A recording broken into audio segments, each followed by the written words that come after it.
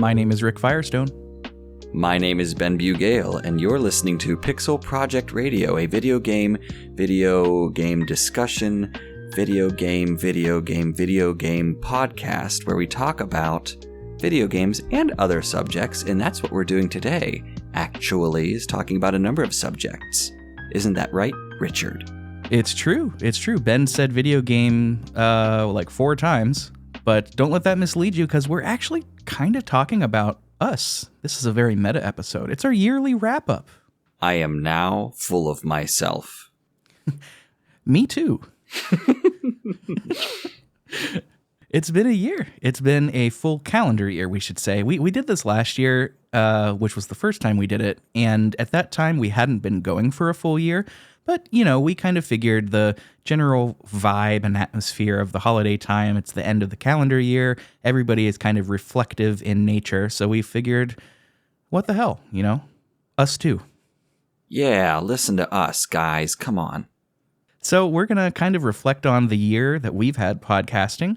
And then after that, we've got a bunch of AMAs that we're going to get through. You folks were so kind to send us in many questions, and we're going to get through all of them, and it's going to be a fun time. It is. And there are some real head scratchers here, and there are some that have very fluid answers.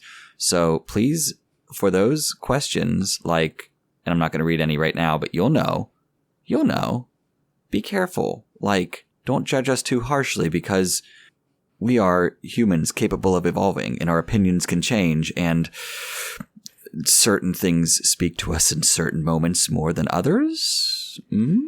You're making it sound like we're going to be answering like morality questions, like the trolley questions, upon which people will judge our ethics. I mean, I'm just saying there's some of these questions that people really could judge us on, okay? And we'll get to that one in particular momentarily. It's true. But for now, let's get a little reflective. Can we get some reflective music in here?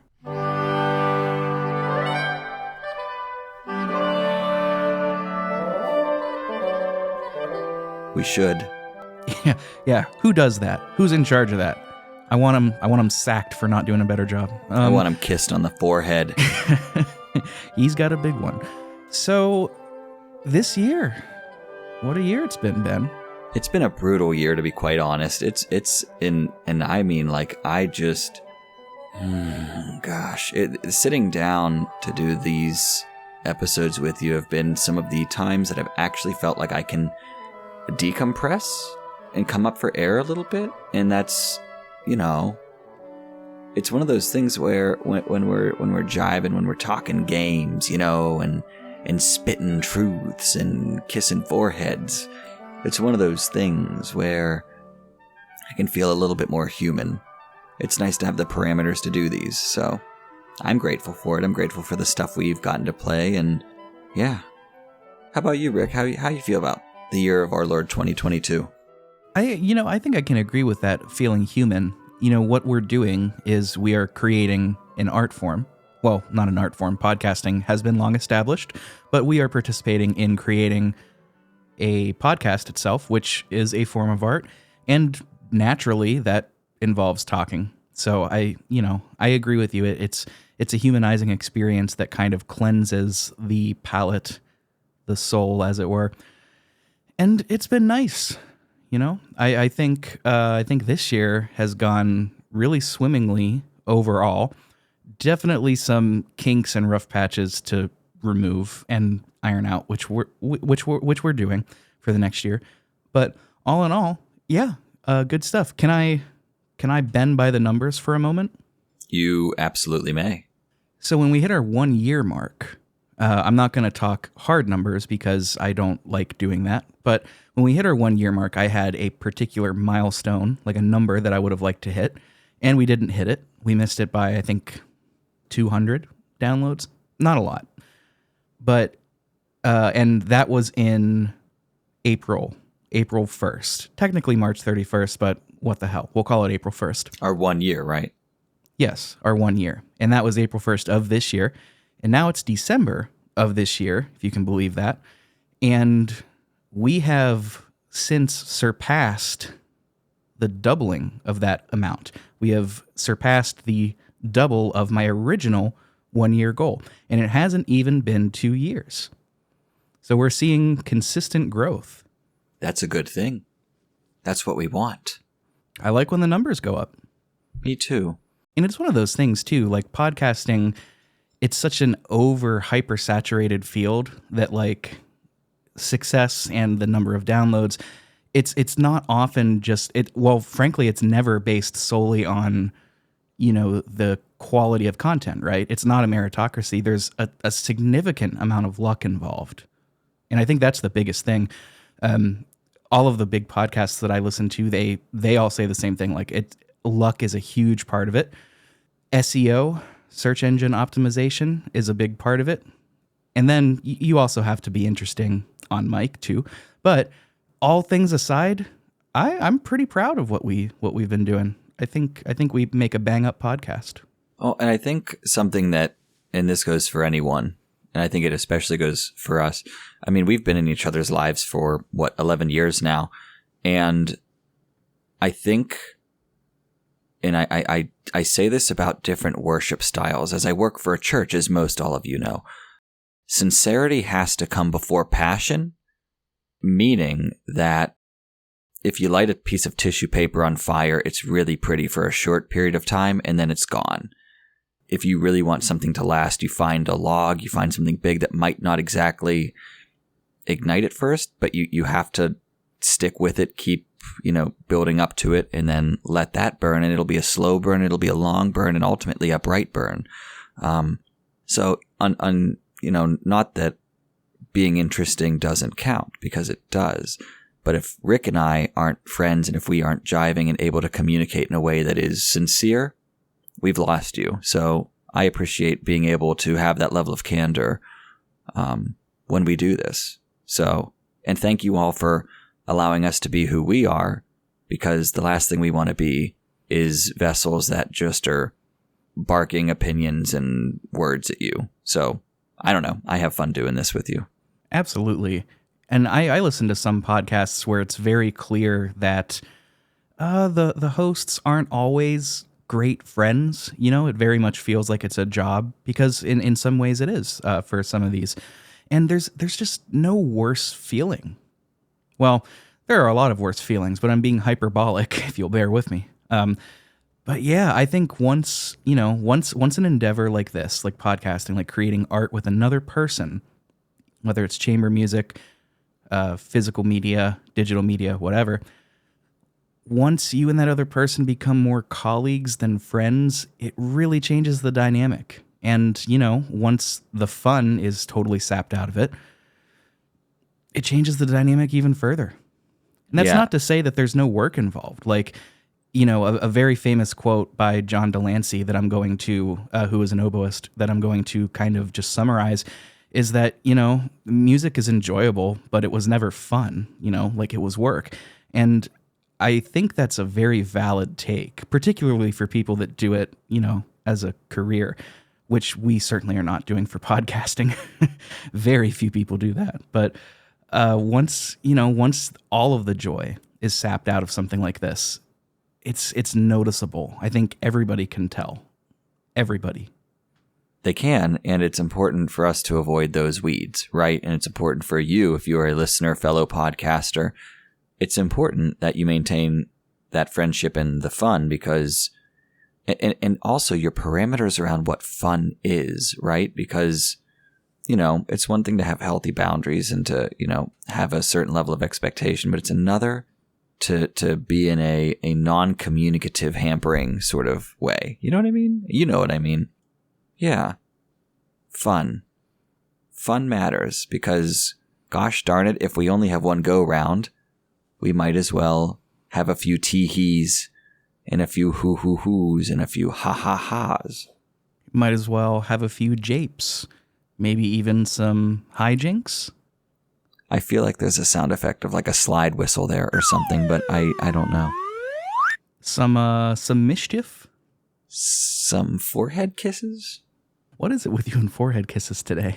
Dude, I love forehead kisses, and I love giving them and getting them, and I don't know if this is a pro forehead kiss podcast, but I am pro forehead kiss, so please bring them on. That's right. If you ever see us in public, just know that the consent is open. Yes. Oh, man. So we got through a full year. We changed up our format a little bit. We added a Patreon that you could subscribe to. We kept our social medias going. But let's talk brass tacks. Let's talk about some of these episodes that we did. So what I want to know, Ben, is what was your favorite game that we did on the show? And if it's different, what was your favorite episode that we recorded? Okay, so when you say, first of all, you're talking about this year. Just 2022. Just 2022. Okay. So, favorite game this year for me is still Inscription. I just sure. It just was. What was yours though? Or do you want me to answer all three first? How would you like to do this? No. Let's hear what else you have to say. Inscription was my favorite game. In fact, I shouldn't just say it was my favorite game we played this year. It has ended up in my top 3 games of all time for me personally. So, Rick, thank you for picking that. Thanks for changing my life there, buddy. The stuff that I really liked this year was, first of all, capitalizing on Mario Day. I really liked doing our episode on Super Mario Odyssey. I probably wouldn't have got around to that game this year had we not done it, and I'm glad that we did, because that game is incredible. It is an incredible game. As I look back at episodes past and just seeing everything we did, goodness gracious, holy manna, Batman. I really liked doing our Tony Hawk episode with Dave. That was a lot of fun. Mm-hmm. And all the guests that we've had on this year. I mean, Dave, Eric, the Listoff boys, Ryan and Brian. Oh, yeah. Colby, everybody. Well, that's just it. Like, you're asking me to pick a favorite child, and I can't. Because I'm just sitting here going over everything, and I'm like, yes, and Brian, and Ryan, Dave, and Colby. I don't know. I don't know. I liked all of them too much, and I feel like a schmutz. Well, let me rephrase the question. Was there an episode that was surprisingly fun to record for you? That maybe you went in thinking like, yeah, this is going to be fine. And then you were like, oh, wow, that was a lot of fun. Night in the Woods was a feast. Yeah, that's still the episode. If somebody hasn't heard the show, that's the one that I'm always eager to recommend. Yeah, it was... That's not to say it was the most fun I had, but I will say it was a feast of information and conversation. In terms of the most fun, I really liked doing Studio Ghibli with you. And I liked our Tony Hawk podcast a lot. That was a lot of fun because it really took me down memory lane, like big time. And admittedly, the Star Wars games with the Listoff guys, that was kind of chaotic in a good way. It is always fun talking Star Wars with Ryan and Brian. What about you? Same questions, Richard. You know, for the show, the favorite game that we played this year is Night in the Woods, hands down. Mm-hmm. I mean, that's a game that is now going to be probably a yearly replay. Like the same frequency I rewatch The Sopranos. Like, every year and a half, maybe 1.4 years, I'll probably go through it again. It's just a really beautiful little cozy game. And I liked everything about it. Man, I feel like I'm going to be picking the same stuff you did, because I could very well make that my favorite episode, because it was, I think it's probably the best episode we recorded. Like, if I had to pick. That's pretty high praise. And if I could, I will say, we were speaking from firsthand experience. We lived that game.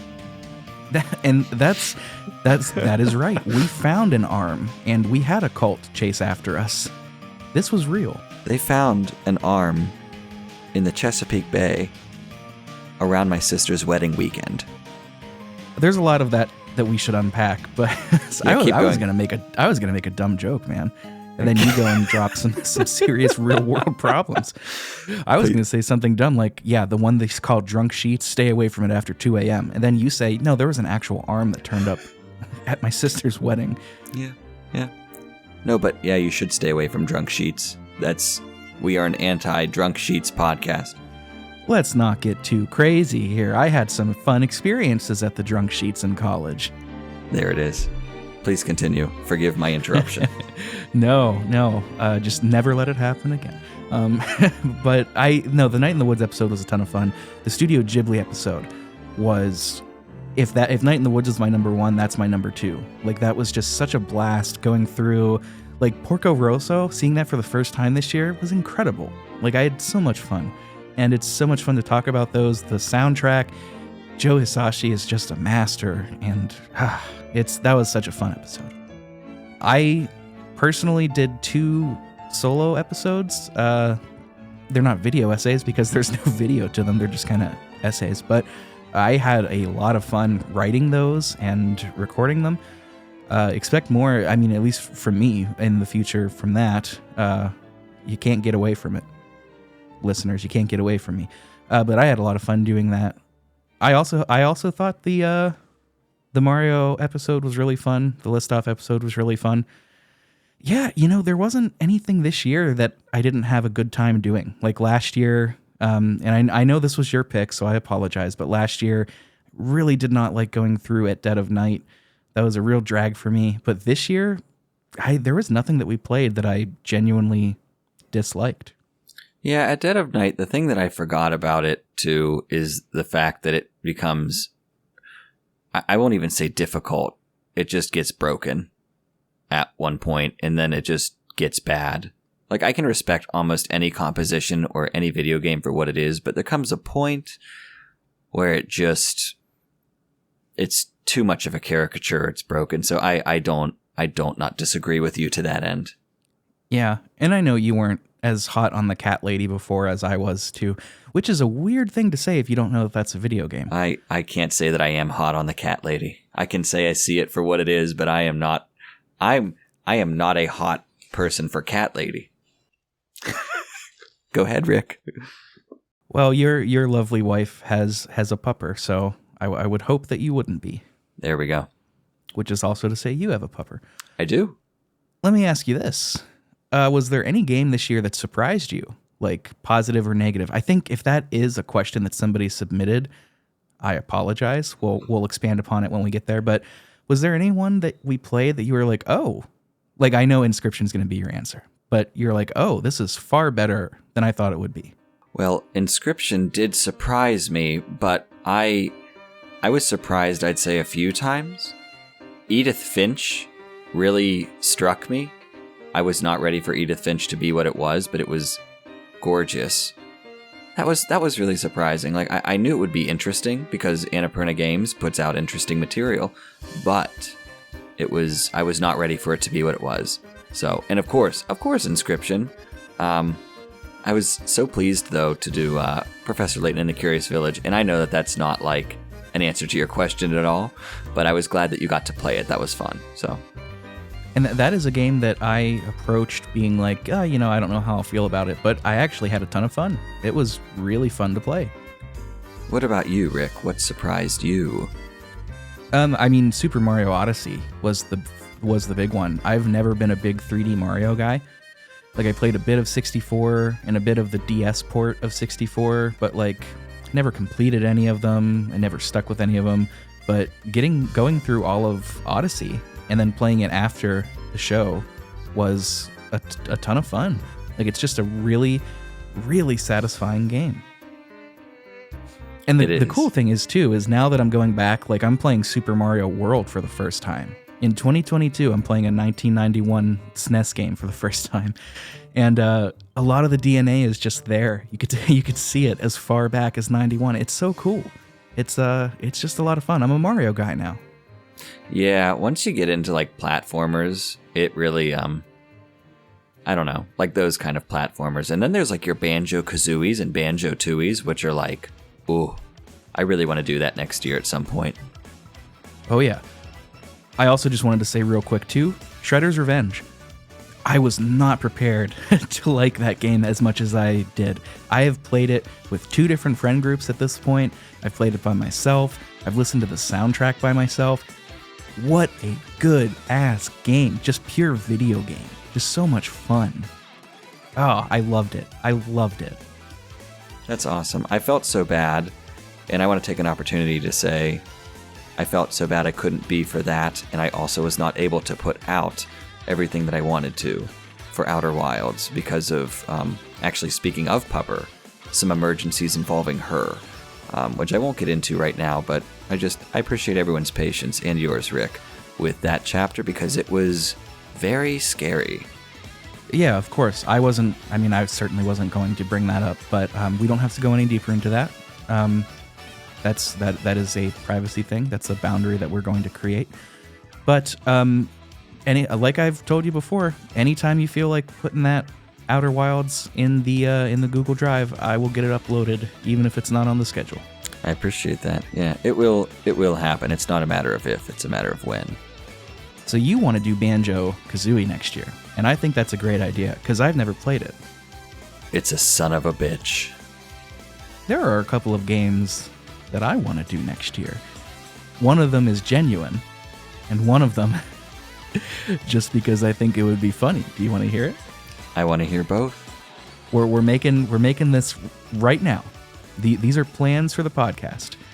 So Donkey Kong 64. That's one we've talked about before on and off mic. I want to do that this coming year. We've got another podcaster that's interested in guesting with us if we do that.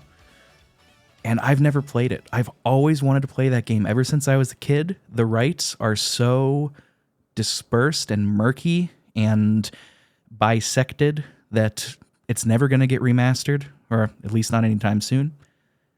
And I want to do it. I just want to do it so bad. The other one, I would love to do an episode either just on the remake or on both the original and the remake of Shaq Fu. These games are bad, dude. But like, they're like, at least the remake, it's hilariously bad. Like, it's not a great game, but it's so funny. And like, sometimes not in a good way. Like, it's funny, like, oh, I can't believe they let that line of dialogue in there. But it's like a train wreck. You can't look away. I don't know what to say to Shaq Fu. Oh, come on, Ben. Come on, Dad. Let me have it. No. Yeah, no. That would be chaotic to do.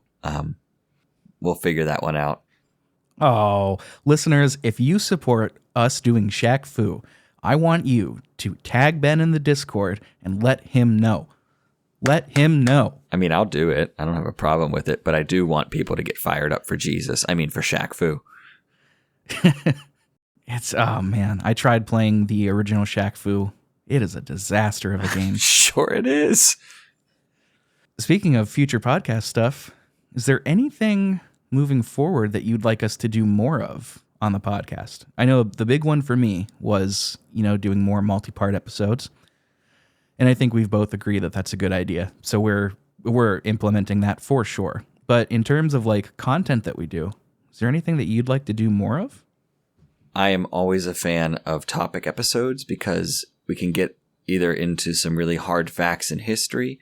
We can get into some really deep opinions. We can get into, there's a galaxy of topics and choices that we can discuss at as long as we want. You know what I mean? Like talking about video game controllers and video game composers. And then we can get into some more interesting ones. Like we just did one on broken and buggy games and how a few oversights literally is the difference between a game that makes history as being a champion, a goal, a standard, and then a few mistakes that makes a game into a joke. Like, come on. I like that kind of stuff. That's me. Yeah, I agree with you. I think those topic episodes can be a lot of fun. Like especially the Studio Ghibli episode, that was a lot of fun. Yes. Covering other, I don't want to ever become a variety podcast. And by variety, I'm thinking specifically of the variety shows of early television, right? Where anything goes. So some of those bore some real fruit, but I like being a video game podcast. I don't want to transition to a film podcast or anything like that, but I think covering other forms of media sometimes is a lot of fun. And Miyazaki does have his last movie supposedly in plans to release this coming year. Mm-hmm. It's true. At least in Japan. I don't think my Japanese will be good enough to listen or to watch that. But, who can say? Maybe it'll come out in the States. Certainly at some point. Oh, for sure. For sure. I think it would be cool to do more retro games. I mean, you'll never hear a complaint from me about retro games. Like, oh yeah. I mean, the N64 titles aren't an issue because you have an actual N64 that works. So, I do. problem solved there. I have this year I've gotten super into retro gaming and emulation, and I found a computer program that I think will be super easy to set up on your machine, and it will make emulating some of these older like Dreamcast or Saturn or PS1 or Super Nintendo. It'll make them real easy, and I think that would be a lot of fun because there are a lot of gems in that era of gaming. I agree entirely. I mean, it is the era of like the explosion of video games, a lot of that stuff, Oh, for sure. For sure. There are still a lot of great games coming out now, and you're never going to hear me say that now is not the best time to play video games, because it is. It is. I personally prefer the era of PS1, PS2, but there's never been a better time to be a video game player and enjoyer. There just hasn't. There's so much good stuff out there from so many different developers. You can play almost anything under the sun you want these days. It's, great time to be into video games, especially because, too, there's so many different styles and genres. There's something for everyone. I hate using that phrase. I hate channeling IGN, but, like, there is something for everyone if you're into the art games or if you're into just, shooters or just, time killers. Something for everyone. It's great. Mm-hmm. 7 out of 10. There's a little something for everyone. Too much water. Yeah. Jeez. All right. Well, enough yakking from us. Listen, you know us. We yak at you all the time. We appreciate you listening. We love you all very much. But you're all here because you want to hear the questions that were submitted by our dear listeners. Mm-hmm. So I think we should do that.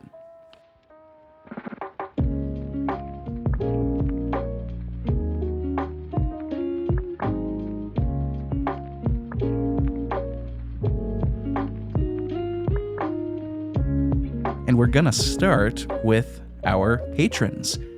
As always, if you want to be like them and help support local artists, small artists like me and Ben, you could do that by going to patreon.com/pixelprojectradio. You get some cool stuff with every tier, and you can join for as low as $2, and that gives you voting privileges, and you get extra episodes each month. So if you like us, give it a consider. But first, we're going to start with our newest patron, Mikey Tabletop from the Big Drink Energy podcast. He submitted 2 questions, so we're going to read one at a time. First, top 3 Beatles songs. So this was the question that I was referring to earlier when I said that people could judge us very harshly for this.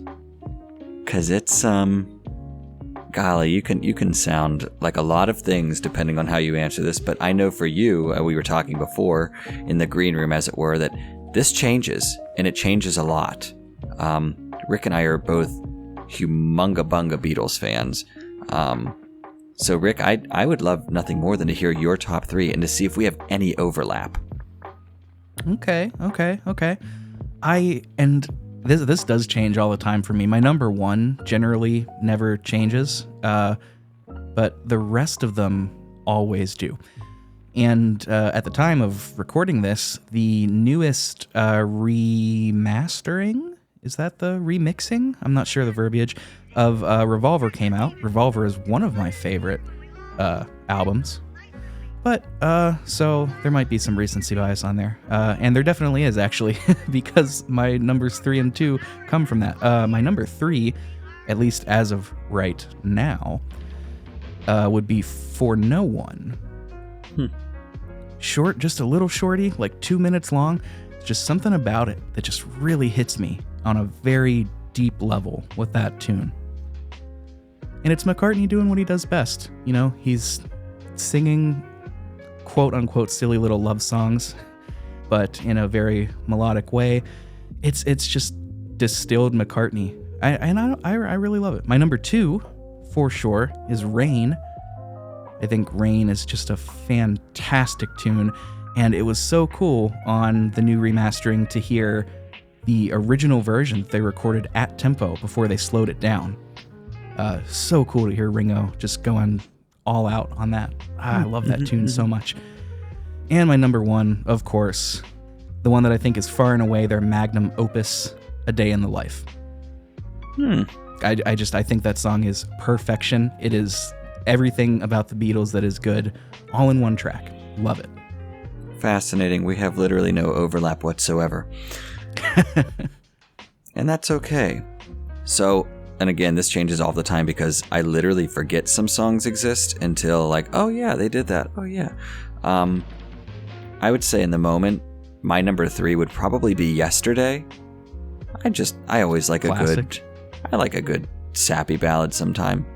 I also like certain songs based on how I'm able to like listen to them and harmonize along with them as I listen to them, and Yesterday is a really satisfying one for me personally.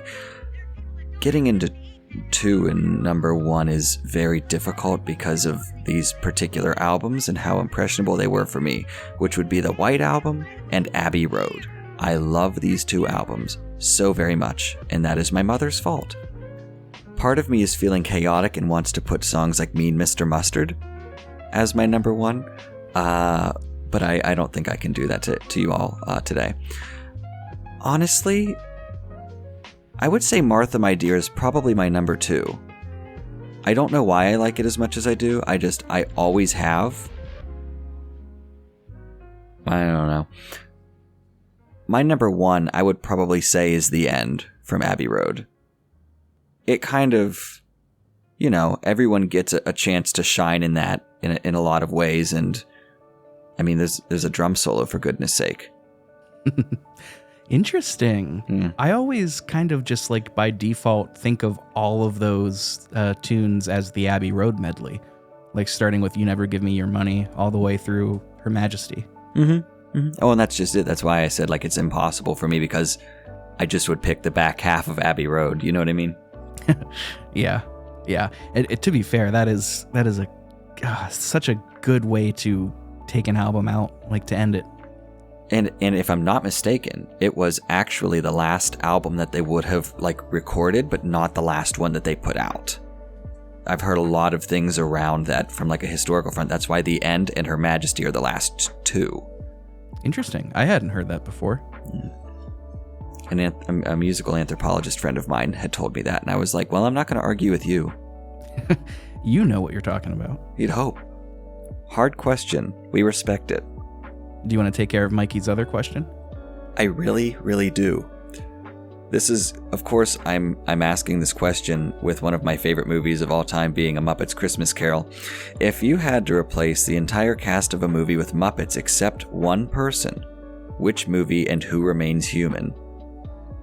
This is a tough one. As I'll mention later on, I kind of think that I'm a pretty casual movie fan. Like, I think you and I, Ben, just by training, can appreciate art at a somewhat higher level than the average person. But as far as movies go, like, I don't really watch a ton of movies. I'm a bit of a cinephile, if I can be honest. If I can watch as much, I could watch a movie literally every night of my life and be perfectly fine.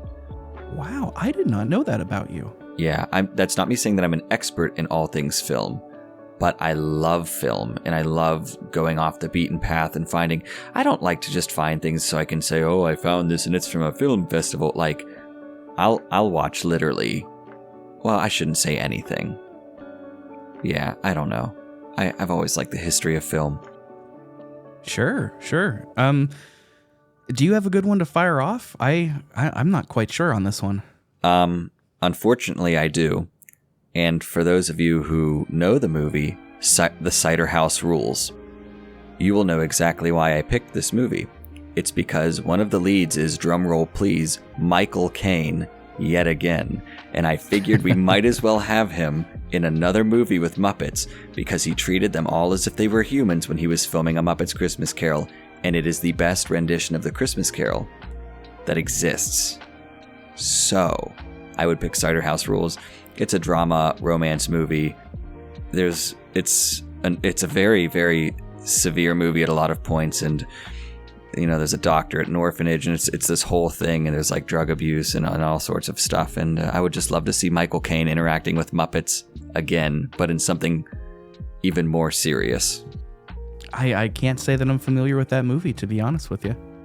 My dad loved it. It was something. Well, unfortunately, mine aren't going to be very interesting, I don't think. I think it would be pretty funny for Top Gun, thinking about the volleyball scene. Like if just one of the volleyball players was a person and the rest were Muppets, I think that'd be pretty funny.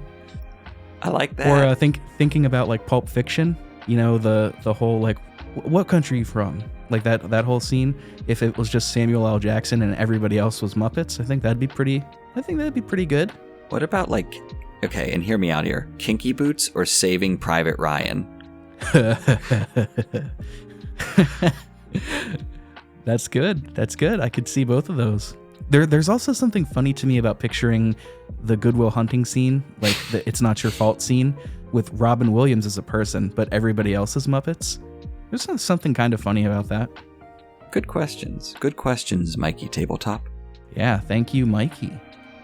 Let's move on to another patron, Eric Guess. He says, from the Unlockables podcast, by the way, he says, if time and money weren't a factor, what other creative pursuits would you do? I've got one right off the bat, woodworking.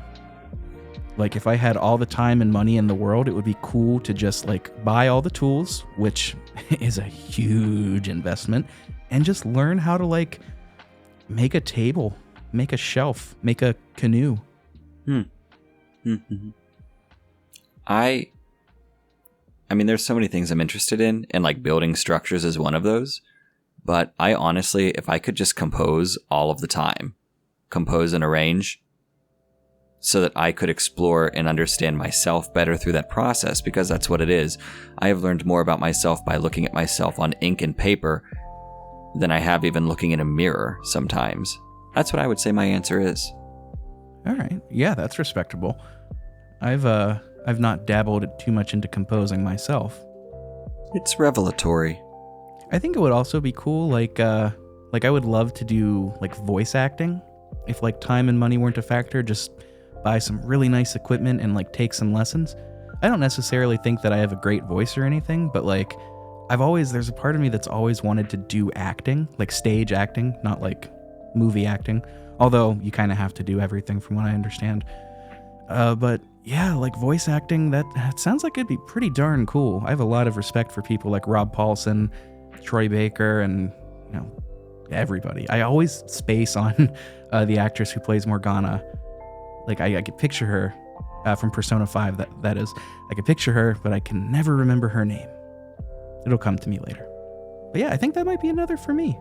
Acting, I don't disagree. I did a lot of acting and I've loved it. And Rick, your stage acting is the best foundation for a lot of people. So like, absolutely yes. I have loved the series Andor on Disney Plus, but I have to put the subtitles on because a lot of people's backgrounds are not stage acting like previous Star Wars films. Interesting. I'm not really sure what you mean. A lot of people that George Lucas got for the Star Wars of the 70s and 80s had a lot of experience doing stage acting first, like Alec Guinness and Ian McDiarmid.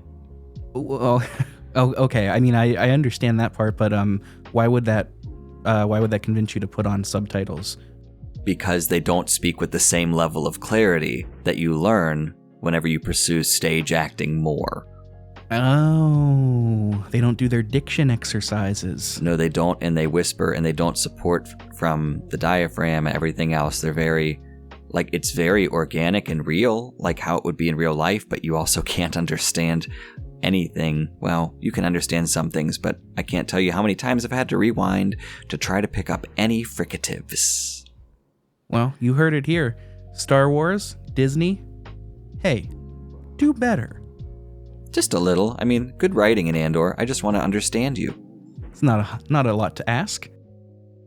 All right, moving on. We've got a show regular, Dave Jackson, from Tales from the Backlog podcast and a Top 3 podcast.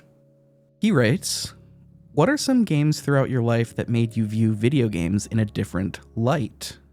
I mean, I think this is probably going to be an obvious answer for folks that listen to the show for me, but Final Fantasy IX is a big one.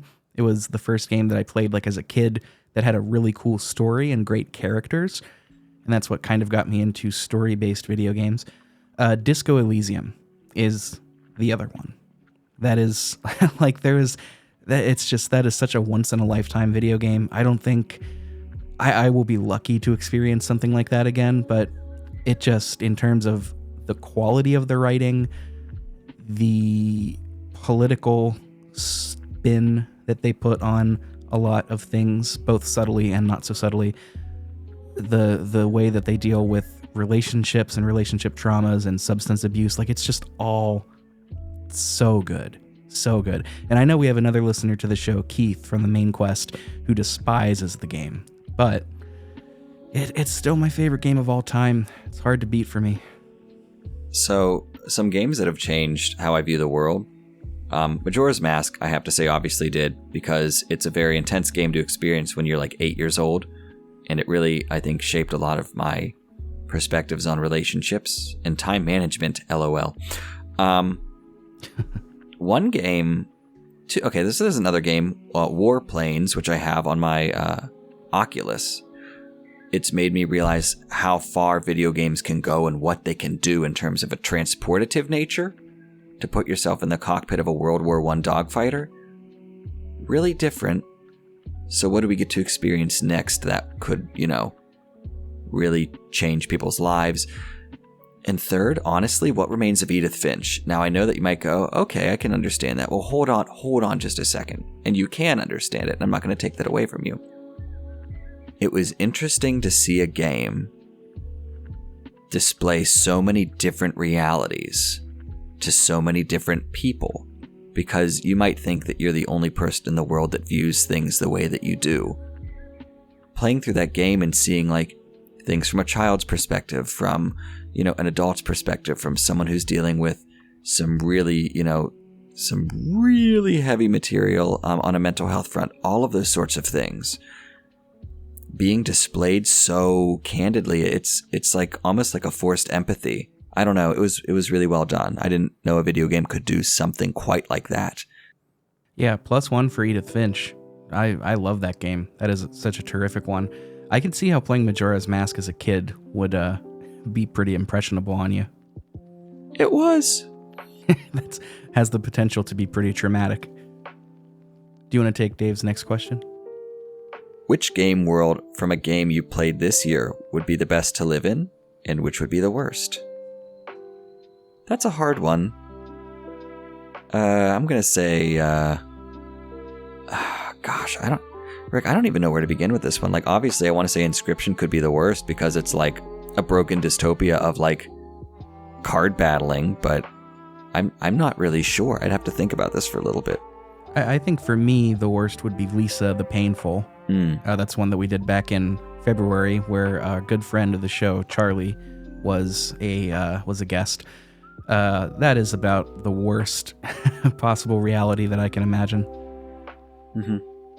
As far as the best, though, like there are a lot of them on here that are just kind of the world that we live in today. Like we could pick Tony Hawk, and it's like, okay, nothing changes. I'd say worst is Until Dawn. I wouldn't want to live there. Definitely not ideal. Night in the Woods, I think I'd pick that. Like, take me back to Johnstown, Pennsylvania. Oh, as your best? Yeah, I mean, there's a lot of places that, video games are all about building us as people and characters. So, like, there's a lot of hardship everywhere, and I don't know. All right, if you were transported to the town of Possum Springs, what kind of animal would you be? I know what I would hope to be. No, I don't know. Golly, I have no idea. Maybe a flying squirrel. Nah, sugar glider. I don't know. What about you? I could see that. My heart tells me that I would be a turtle or a bear. One of the two. I like those. All right. Thank you, Dave, for some great questions. We do have one more patron question, but we're going to save that for the end because it's a good one. It's probably my favorite question that we received. So we're going to move to the non-patron questions that we got from Discord, Instagram, and Twitter, starting with Nikolai at Night from Friday Night Gamecast. He wants to know our top 3 orchestra OSTs. You take this away first, baby. So Chicago Symphony Orchestra, London Phil. No, just kidding. Keep going. That's a little musician humor there for ya. That's a little musician humor. No, I feel like a lot of the times when I hear a video game soundtrack that's an OST, that it's like so many times it's just kind of fine. You know what I mean? They really want to go for that just kind of generic action movie trailer kind of just orchestral like swooshes and things like that. So it took me a while to think about this. I know for sure Ni no Kuni would be number 1 because that's Joe Hisashi doing what he does best. It's incredible. Like, what more is there to say? The Witcher 3 would be my number 2, I think. It's not traditional orchestra, but they use a lot of period instruments and folk instruments combined with orchestral settings. I think that's a great soundtrack. And number 3, geez, I don't even know. Cuphead. That was the other one because he didn't say it had to be a standard orchestra. It's a jazz orchestra. So Cuphead would be my number 3. I respect Cuphead. Listen to me speak English. I was going to say, I respect Cuphead. I'm going to throw this one in as kind of a curveball. There was a person named, I think their name was Theophany, and they made a soundtrack for Majora's Mask, but they used like real instruments and instrumentation. I know that's not I've seen that. I know it's not the actual soundtrack per se, but it's really beautiful, and they are live instruments, and it speaks to me big time. I don't know if I could throw Professor Layton in this because it's a lot of MIDI instruments, but like it is not, I don't know. I don't know how to feel about that. Undertale's music with a live orchestra is also good, but if we're talking like true orchestral soundtrack, I have a number 1 that has yet to be dethroned from anything I've ever heard, and that is Skyward Sword's soundtrack. It's just one of those things where they were like, it's a big anniversary year, let's use a live orchestra for everything. Ooh. Speaking of games that we would like to be in 2023, I would love to do a 2D and a 3D Zelda at some point. Yeah, Skyward Sword. Just saying. Skyward Sword, I would definitely say is just my number 1 no matter what. All right, thank you, Nikolai. We've got another one here, Bits of Time Podcast. I don't know which one of you submitted this, so I apologize. They say, if you had to pick one game that influenced you the most, which and why? Do you still like it, or is it a fond memory? Majora's Mask, still play it, fond memories. Yeah. Next! Yeah, I could say that. Sorry. I could say the same for Final Fantasy IX. Like, big time influenced, played it again this year. Yeah, it still holds up to me. Mm-hmm. Is there a game that you could think of that you were really into or influenced your tastes as a kid, but like now you're not so hot on it? No, I can't say so. How about for you? I mean, Kingdom Hearts. Like, I don't dislike it, fair. It's not like it used to be the greatest of all time for me. Yep. Like, especially when it came out and I was in 4th grade. Jeez, I mean, send me to an island and just give me Kingdom Hearts. Pants shitting, like, yes. Yeah, the big, giant, goofy ass shorts shitting. But yeah, I don't know. There are some games that I played as a kid that I went back and played as an adult, and it's like, yeah, this doesn't hold up, but none that like genuinely influenced me, I do. Yeah, no, Kingdom Hearts is a good example. I think Sly Cooper is another one of those games that if I were to go back and play, I'd be like, you know what? Maybe not. And thank you, the Bits of Time boys. They make a good podcast over there. You want to take us over to Alejandro? I would love to. Alejandro from A Random Gamer's Corner asks, what remake/reimagining is the worst game or TV? So this is a tough one. There's a lot of examples. But one that came to mind really quick for me for TV is the live action remake of Cowboy Bebop. I don't know if you've seen any of this, but it's rough, man. It's like they tried their best to emulate all of the style and nuances of anime, and it's just, you can't do that. It's like, you don't use TikTok, but I've sent you TikToks, and I'm sure you've seen like just, the TikToks of like an influencer doing their thing. And like, it looks normal on TikTok, but if you've ever seen somebody filming one of those, it's kind of like secondhand embarrassing. Do you know the feeling I'm talking about? I definitely know secondhand, like, empathy embarrassment. Right. Like, that's what I feel when I was watching some of that Cowboy Bebop reimagining. It's like, it works on anime. It does not work when real people do it. That's why it's so fun to like, make fun of people like me that love anime and like pretend that they're like, oh, I'm so sorry. I didn't see you there. And like all the noises. That's why it's so fun, because you don't do that because it's weird and awkward. Yeah. What reimagining is the worst? I can only speak a little bit about this. The Mario movie that's coming out, I'm really not looking forward to that in the slightest. Oh, why not? Nope. No, it looks about as good as the first incarnation of the Sonic movie to me. Interesting. It definitely, like, it's kind of got that soulless big motion picture look to me. I thought you would be more into it. I'm surprised. No, I generally hate those kinds of things. Like, people have said, like, oh, The Legend of Zelda is going to get something on Netflix, and I'm like, please don't touch it. Like, the point of these things is, like, Sonic kind of makes some sense because, like, you're generally going from one place to another, dare I say, but when you're dealing with Mario and Zelda, you have this amount of choice that's not just going from point A to point B. Like, there are some, not that you can't put your own spin on Sonic, but got him. Hey, yo. Got him. It's just, I don't know.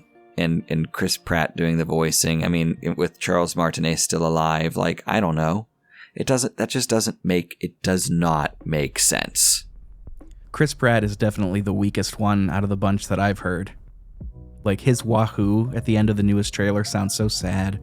Whoever's doing Bowser sounds like they fit the bill. Whoever's doing it's Jack Black, buddy. That's right. It's him. And then it's Seth Rogen as Donkey Kong. Is that right? Yeah. See, those check out to me. And like, I'm like, okay, this is fine. But like, Mario and Luigi, Charlie Day is Luigi. I know. Yeah, he just sounds like Charlie. That's the problem. I don't have a problem with Charlie Day. It's just, it was a weird choice. Right, exactly. So that's my answer. We thank you, Alejandro. Also making a good podcast over there. Mason on Twitter, Mr. MT Grizz. He wants to know games that you felt like were a waste of time and or wish you could unplay. Really short answer here. The Dear God. I knew it. I knew that was going to be yours. That show is legendary at this point on the show. I don't want to hurt your feelings, but at dead of night, I really felt like that was a waste of time for me. That doesn't hurt my feelings. No, that doesn't hurt my feelings at all. I can understand it. There's another one that I read, a visual novel called Milk Inside of a Bag of Milk Inside of a Bag of Milk. That's like 10 minutes long. So it wasn't a waste of time because I didn't invest any time into it. But it was just a really bad visual novel that's for some reason people love on Steam.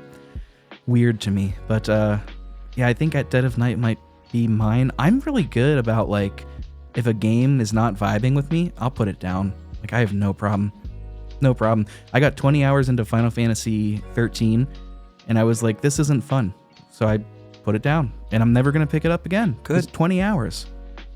There's too much time. Or no, excuse me.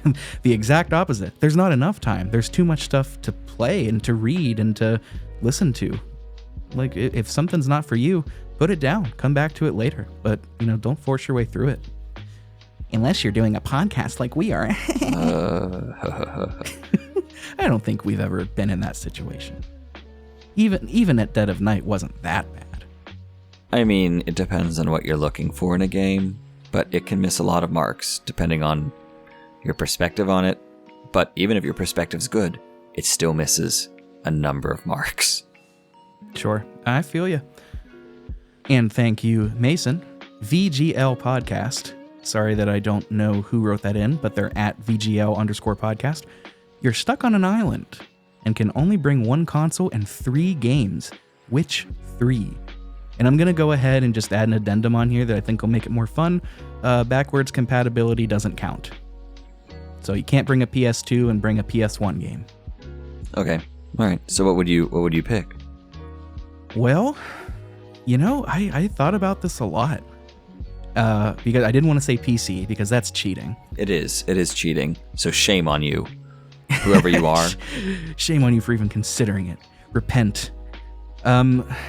Gosh, I think I wanted to say, because I thought about SNES, I thought about Saturn, I thought about so many things. I might say PS2. Mm-hmm. And the PS2 games that I would bring, GTA San Andreas, just because that's a sandbox. You just goof off and, do whatever. Final Fantasy X, not 10-2. I don't think I would bring Xenosaga, any of them, just because, you gotta have all 3, and I'm not gonna do all 3. So I think GTA San Andreas, or Vice City, either or, really. Final Fantasy X, and I'm struggling with a third one. Kingdom Hearts. No, not Kingdom Hearts. Okay, Kingdom Hearts 2. I almost want to say Persona 3, but at the same time I don't. Pro is that it's like a 100-hour game, but it's too similar to Final Fantasy X, I think, and Final Fantasy X is just overall a little better. I might... Oh, you know what? Tony Hawk's Underground 2. Okay, yeah. Is the story great? No, not at all. But, it's a game that I grew up with, and it's Tony Hawk. So I think having those 3 different kind of genres would be fun. Cool. Although I'm sure I'll think of a better JRPG at some point. What about you?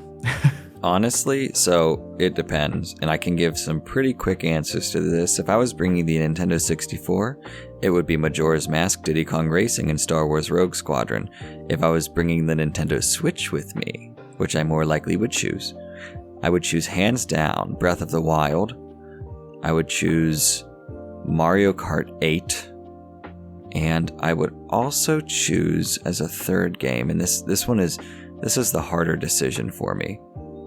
I would probably, because they make Inscription for the Switch, I would probably bring Inscription. Yeah, I think Switch is a great answer, because of how many indie titles are now coming over. Well, not that Inscription is indie per se, but Inscription, Undertale, Oh, wait a second. You said Undertale. Oh, that hurts. I might need to pick Undertale instead of Mario Kart. I don't know. Undertale's a good one. It's my number 2 of all time. I think those are good picks. The variety is good. That's what it's all about. Survivability. I mean, variety. Thank you, VGL, for that great question. Ben, do you want to take Colby's first question? I do. Colby Moyer of Switch It Up Podcast. Hi, Colby. Thank you for these. What's been the biggest gain from doing the podcast? I'll answer first and say getting to know you better. Aww. You, Rick, not you listeners. I mean, sure, you listeners too, of course, but just, let the sappy music play. Getting to know my friend better and having a better understanding of what makes him tick and what makes his brain go. That's been a big gain for me. I don't really have anything else to say other than that. Oh, you son of a bitch. I am. How are you going to come at me with such a genuine answer on air without even telling me first? Why would I do that? That's very nice, man. Thank you. I'm really glad that we've got to spend so much time together as well. What's your biggest gain, though? Well, now I don't want to, because I can't top that. That's not fair. You could say whatever you want. I won't take anything personally. If it's something else, I mean, Because, I mean, I could put that too. I mean, I certainly would say that. Like, I wouldn't want to do this with anybody else. Not that there wouldn't be other people that would be good at it and would have good chemistry, but like, you know, I mean, we've been friends for so long, and yeah, you're the one, baby. You're my number one, and I'm also just I'm so tickled that we get to do this together and spend so much time together. We do. Man, you really made it tough to go after that. Honestly, and I think we could both say this too, just having a creative outlet is really good. Like I did a very brief kind of Training Wheels podcast before this, and it was born out of like this, you know, frustration of not having a creative outlet, and having a creative outlet is awesome. Like I think everyone should have one. It doesn't have to be podcasting. It doesn't have to be music, but it's just so important. And it reminds me of the Kurt Vonnegut quote that I don't know offhand, but I can misappropriate the musings of him and say it's something to the effect of that art is what makes us human, right? Even if you do it poorly, it doesn't matter because that's nourishing to the human experience. And I firmly believe that.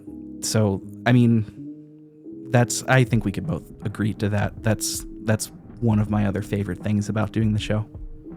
Colby wrote a second question that says, who is the most handsomest / beautiful guest on the show? That's not a fair question. This guy's wife was a guest, Colby.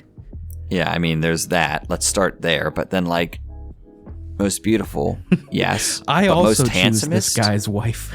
Thank you. I mean, but like, still, what about Brian and Ryan? Brian's got a good beard, and Ryan's got a good beard, and Brian's got a great smile. I'd kiss his forehead. Watch out. Next time I'm in Central Florida, you boys be careful. Top 3 forehead kiss attempts from Ben.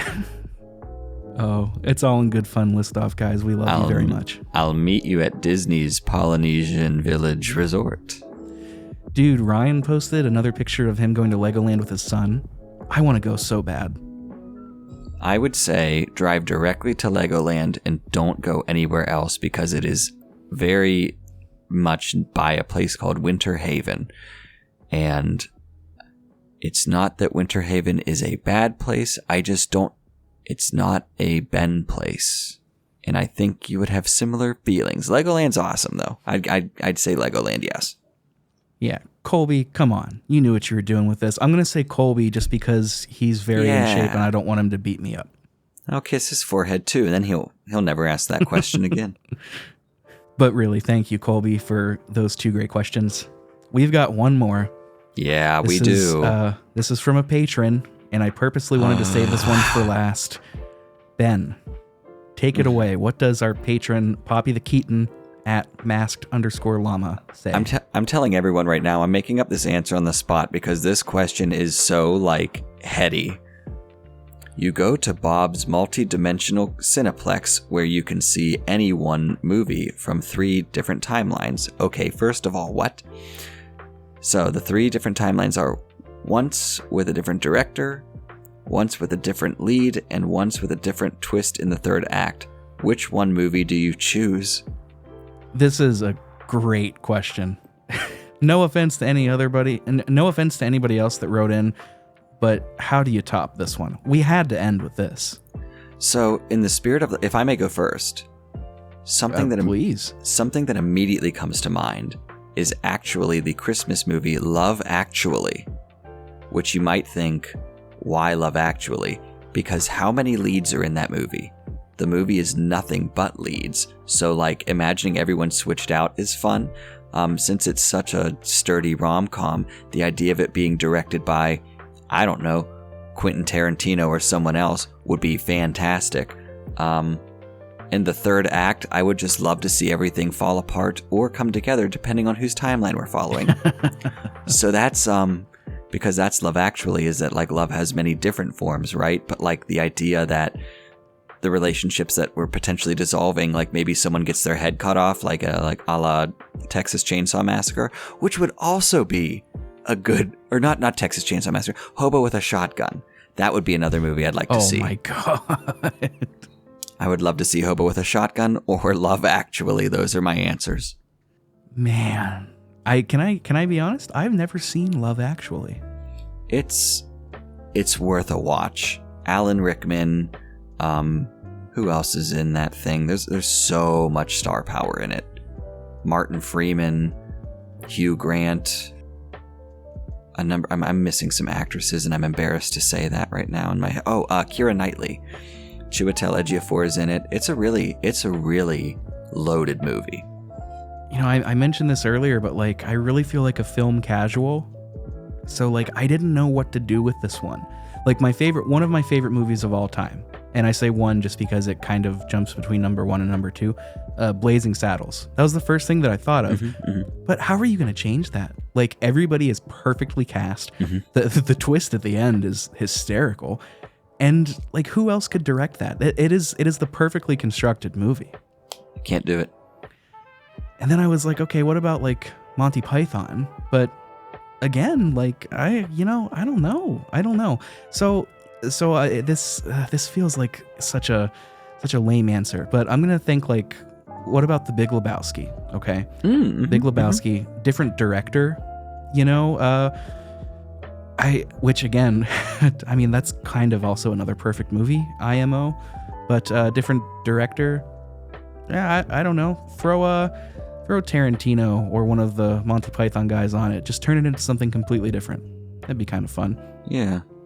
Thinking about the leads, like, you can't take John Goodman out of that. It's just too good of a performance. It'd be pretty funny to replace Steve Buscemi with Michael Cera. Just because, like, Goodman's character is always abusing him, and imagining Goodman just screaming at Michael Cera, who wouldn't know what to do, that'd be kind of funny. Or yeah. Twist in the third act, like, I don't know, do anything different in the third act. It's fine. There are just too many good ones, like all the Robin Williams ones, like the Birdcage, and thinking about like Forgetting Sarah Marshall. You could probably pretty easily switch out Mila Kunis or what's his name? Not Jason Sudeikis. Marshall from How I Met Your Mother. Jason something. I don't remember his name off the top of my head. Yeah, I'm blanking too. You could pretty easily remove both of them, or Russell Brand, even though he's not really the lead. But yeah, like that. But that feels too easy. Yeah, I don't know. I don't feel like I have a great answer for this one.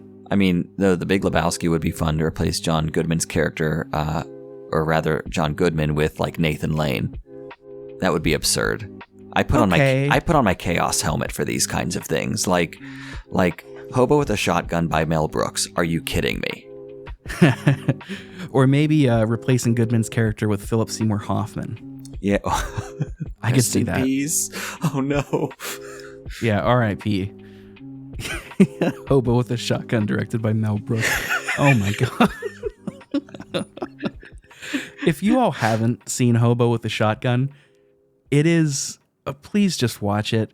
It's such a bizarre, and it's so bad it's good. It's one of those. It's walking by a trash can that you've seen 100 times, and there's a really strange smell coming from it, and it's in front of your neighbor's house, and you look at it and go, I mean, I shouldn't look in here, should I? That is Hobo with a Shotgun. Yeah, this is such a good question. Like, I kind of just... Oh man, we could do like a whole 30-minute segment on this. Yes, we could. I mean, you could also like take any of the like Goodfellas. You could switch pretty much any of the leads out with anybody else from The Sopranos, and it would be okay. I've changed my answer. Cider House Rules, sure, but imagining The Godfather with Muppets.